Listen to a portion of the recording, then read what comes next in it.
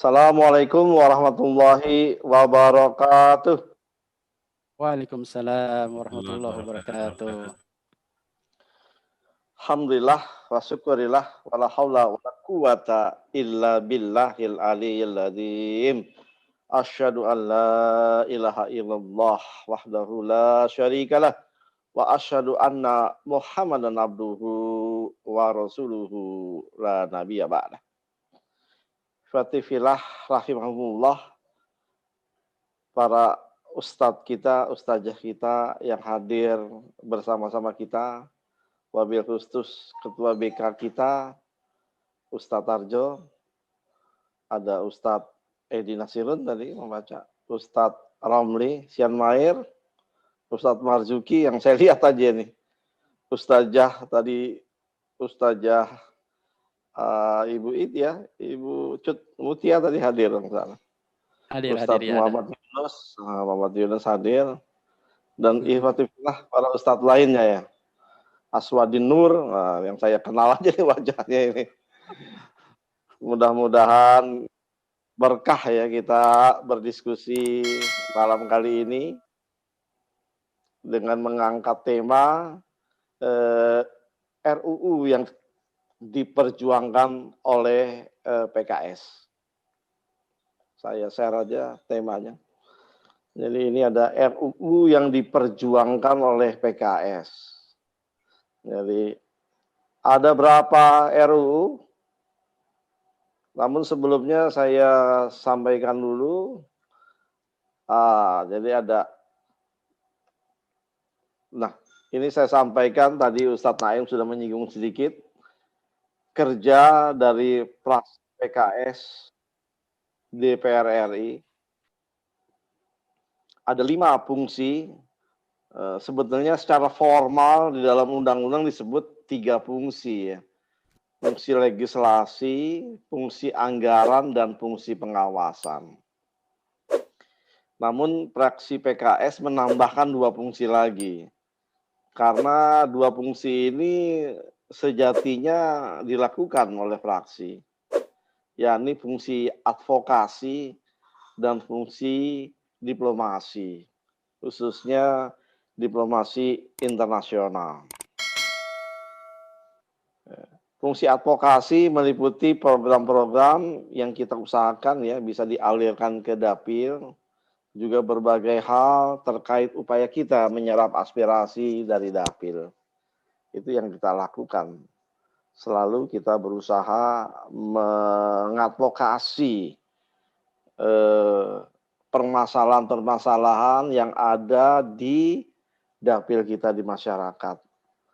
Baik di dalam komisi-komisi yang ada di masing-masing alat, ataupun kalau tidak, atau di luar lingkup komisi alat yang bersangkutan bisa dibawa ke komisi yang lain secara lintas komisi.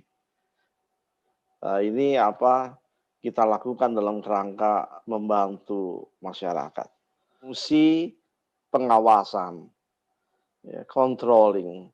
Kita sekarang masih berjalan ya, fungsi pengawasan ini yang paling hot itu kita mengusulkan Pansus Jiwasraya. Juga pengawasan penanggulangan COVID-19. Ini masih terus berlangsung. Ingin saya laporkan di sini bahwa Pansus Jiwasraya kita sudah tanda tangan 50 orang anggota bersama dengan Demokrat. Ya. Ini jumlahnya sudah sangat memenuhi syarat Pansus Jiwasraya. Tapi sampai hari ini terus terang ini belum dibacakan di paripurna oleh pimpinan DPR. Panjab Jiwasraya terbentuk. Jadi memang inilah salah satu dinamika perjuangan di DPR ya. Usulan kita yang sudah memenuhi syarat seharusnya kan dibacakan di dalam forum paripurna. Namun nyatanya tidak dibacakan. Walaupun penandatangannya sudah lengkap. Artinya sering kita tanyakan di paripurna. Atau juga Demokrat juga menanyakan. Bagaimana pimpinan kok Pansus Jiwasraya belum dibentuk? AIU jawabannya nggak jelas dari pimpinan, ketok palu selesai, ditutup rapat. Ada hal-hal seperti ini. Nah, ini Pansus Jiwasraya akhirnya mau tidak mau ya bersama waktu dengan cara pengelolaan pimpinan seperti itu menjadi hilang lagi. Itu kalau berbagai usulan baik itu perundangan, pengawasan, anggaran dari partai yang jumlahnya sedikit, kita selalu kalah voting ya di tahapan-tahapan pembahasan, termasuk di awal-awal di paripurna ya dalam persetujuan-persetujuan. Nah ini Pak Vila satu poin yang harus sama-sama kita perhatikan. Aspek controlling sangat penting, namun ketika kita ingin memainkan bola yang lebih besar dalam bentuk pansus misalnya, secara politik ya, sangat bergantung dari partai-partai yang lain. Baik, saya masuk. Apa RUU yang diperjuangkan oleh kita, fraksi PKS, itu paling tidak kalau kita clustering dari segi isi ya, ada undang-undang yang biasa, undang-undang terkait persoalan politik, budaya yang kita sebut sektoral, sedang kita perjuangkan, dan juga ada undang-undang yang rutin ya, yang reguler, yang bersifat keuangan. Isinya adalah kurang lebih sebagian ya tetap ya, tinggal berubah hanyalah besarannya. Ya, ini undang-undang APBN. Nah, undang-undang yang kita perjuangkan ini sebagai contoh saja, nanti akan saya dalami. Misalnya adalah RUU HIP, kita berjuang untuk menolaknya. Jadi pengertian berjuang itu nanti bisa kita bagi tiga. Berjuang untuk kita golkan, berjuang untuk kita tolak, berjuang karena kita mendukung gitu ya. Ada tiga paling tidak. Jadi yang penting-penting ini RUU ya yang sedang hangat adalah RUU HIP ya kan berjalan, undang-undang Omnibus Law ya udah diketok. Baru saja diketok. Sekarang ada review ya di Mahkamah Konstitusi. Kemudian ada RUU Minol, larangan minuman keras dan beralkohol, minuman beralkohol. RUU ini diusulkan oleh fraksi P3, kita mendukungnya. Alhamdulillah ini kemarin masuk ya prolegnas ya. RUU Ketahanan Keluarga dari kita pengusulnya didukung oleh teman-teman dari PAN. Ini kemarin terus terang saja nyaris masuk. Artinya ini tertahan.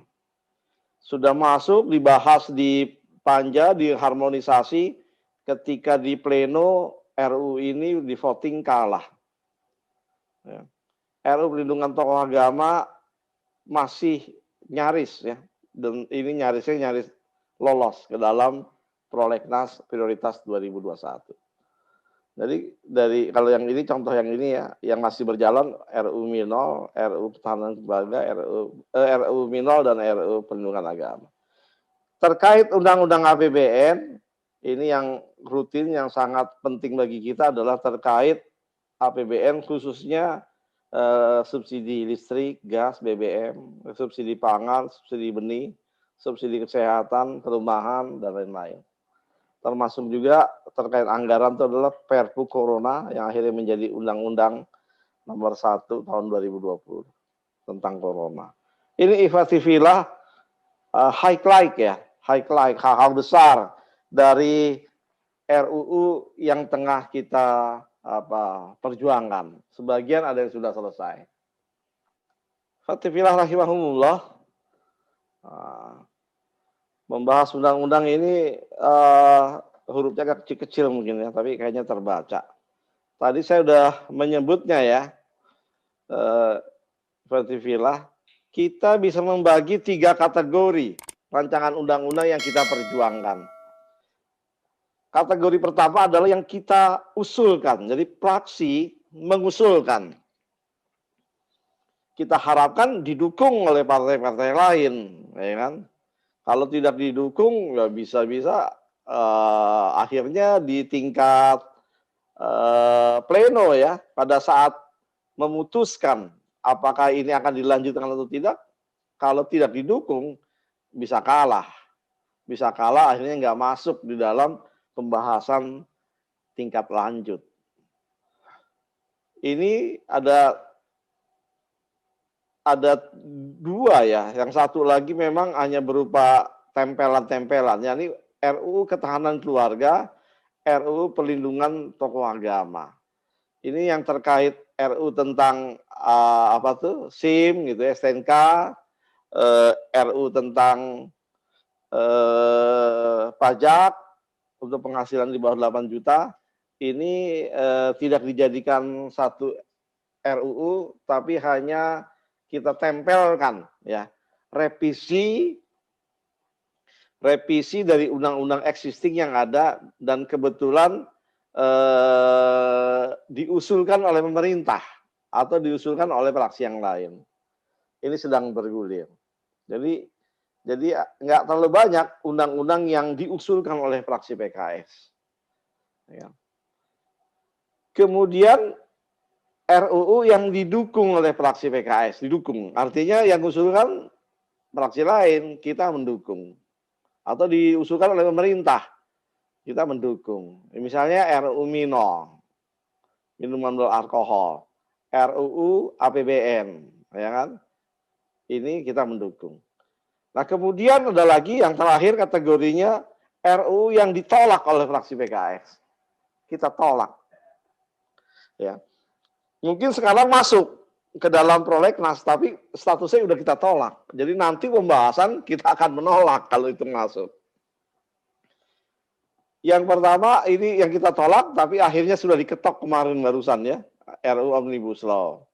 Kemudian yang kita tolak adalah RUU HIP. Ya. Lalu pemerintah mengusulkan RUU baru, yakni RUU BPIP. RUU Ibu Kota Negara, ini kita tolak. RUU Pelarangan Kekerasan Seksual. Perpu Corona, kita tolak, tapi akhirnya diketok. Perpu Ormas, akhirnya ditolak, kita tolak, akhirnya diketok. Nah, jadi ini ikhwatifillah, 3 kategori RUU. Jadi ada yang kita usulkan, ada yang kita dukung, dan ada yang kita tolak. Saya ingin menyampaikan mungkin di sini terkait Perpu Ormas, karena mungkin ke bawah nanti kita tidak bahas lagi. Perpu Ormas itu adalah perpu yang memberikan kewenangan pada pemerintah untuk membubarkan sebuah ormas. Di dalamnya ada satu klausul yang itu penyebab kita menolaknya. Jadi pemerintah tanpa keputusan pengadilan dapat membatalkan sebuah ormas. Ini yang kita tolak. Namun suara kita kalah, maka Perpu ini berubah menjadi undang-undang. Apa konsekuensinya? Konsekuensinya ternyata diberlakukan untuk membubarkan HTI dan kemudian untuk membubarkan FPI tanpa pengadilan. Ini Fatimila. Jadi ini luar biasa Perpu ini, ya kan? Di undang-undang, ya kan?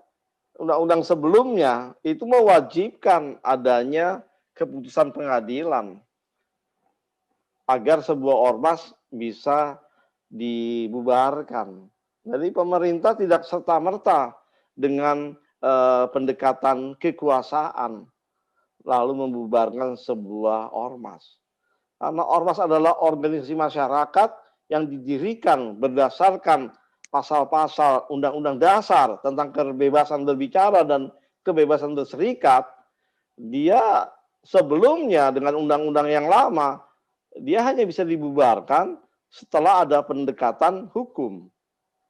Nah, namun pemerintah sekarang ya ini harus diakui dengan adanya Perpu Ormas dan Undang-Undang Ormas yang baru, artinya pemerintah lebih mengedepankan pendekatan kekuasaan ketimbang pendekatan hukum. Jadi apa? lebih mengedepankan kekuasaan ketimbang hukum. Ini satu masalah. Karenanya rentetannya akan panjang.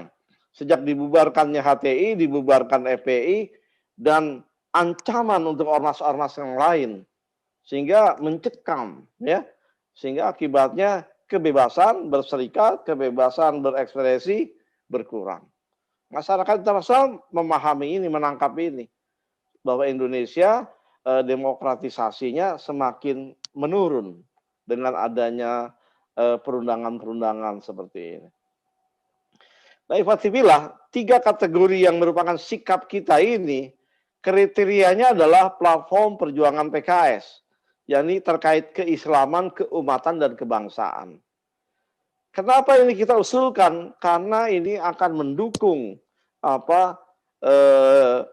nilai-nilai keislaman yang kita perjuangkan, mendukung keumatan, dan mendukung upaya-upaya kita untuk mengokohkan kebangsaan. Akhirnya kita usulkan. Begitu juga kita tolak. Kenapa kita tolak?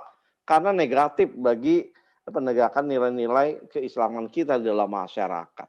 Kenapa kita tolak? Karena bertentangan dengan agenda perbaikan umat. Kenapa kita tolak? Karena dalam rangka pengembangan kebebasan berbicara, berserikat bagi bangsa ini ke depan menjadi terbelenggu. Karena kita tolak.